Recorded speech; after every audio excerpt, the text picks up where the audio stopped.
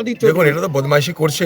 Trinamool party চাইছে যে বহরমপুর লোকসভা বা মুর্শিদাবাদে, যেটা কোনোদিন হয়নি, সেই সাম্প্রদায়িক বিভাজনের রাজনীতি করতে।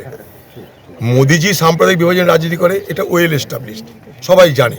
বিজেপি পার্টি মানে সাম্প্রদায়িক বিভাজনের রাজনীতি করবে। কিন্তু মমতা ব্যানার্জি যে বিজেপির বিরুদ্ধে লড়বে বলে বড় বড় কথা বলছে, দিল্লিতে সে নিজে সাম্প্রদায়িক বিভাজনের রাজনীতি করছে। যাকে নিয়ে এসছে সে কালকে বলছে যে মোদির জন্য তার নাকি গর্ব হয়।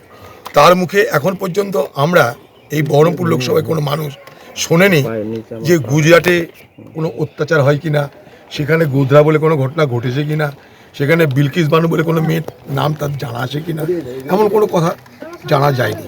এখানে শুধু এসেছে মুসলমান ভোট ভাগ করো, হিন্দু ভোটকে আরও বাড়িয়ে দাও।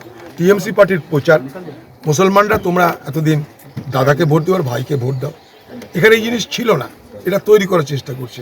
আর হিন্দু থেকে বলছে পাঠান এবার হারবে, তোমরা হিন্দুরা সব এক কাটতে হবে, বিজেপিকে ভোট দাও। এই সাম্প্রদায়িক বিভাজনের রাজনীতি মুর্শিদাবাদে সফল হবে না, বহরমপুর তো হবেই না। আপনি অনেক রাত পর্যন্ত কালকে নিজে বিভিন্ন এলাকায় ঘুরেছেন, কতটা চ্যালেঞ্জ মনে হচ্ছে ইউসুফ পাঠান?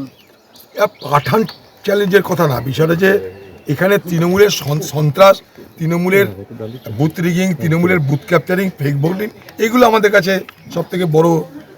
এগুলোকে আমাদের চিন্তার মধ্যে রাখতে হয়, এগুলোর মোকাবেলা করতে হয়। কোনো ক্যান্ডিডেট সে একটা ব্যক্তি, কোনো ব্যক্তির বিরুদ্ধে আমার কিছু ব্যাপার নাই, কারণ আমার লড়াইটা একটা পার্টির বিরুদ্ধে। আমার লড়াই না ইউসুফ পাঠানের বিরুদ্ধে, আমার লড়াই না নির্মল শাহর বিরুদ্ধে, আমার লড়াই মমতা ব্যানার্জি আর মোদির, তাদের যে সাম্প্রদায়িক বিভাজনের রাজনীতি করছে তার বিরুদ্ধে। আমাদের লড়াই বাংলার সন্ত্রাস, বাংলার অত্যাচার, বাংলার দুর্নীতির বিরুদ্ধে। এখানে মিস্টার পাঠান তিনি একটা বলির পাঁঠা হয়ে এখানে তাকে পাঠানো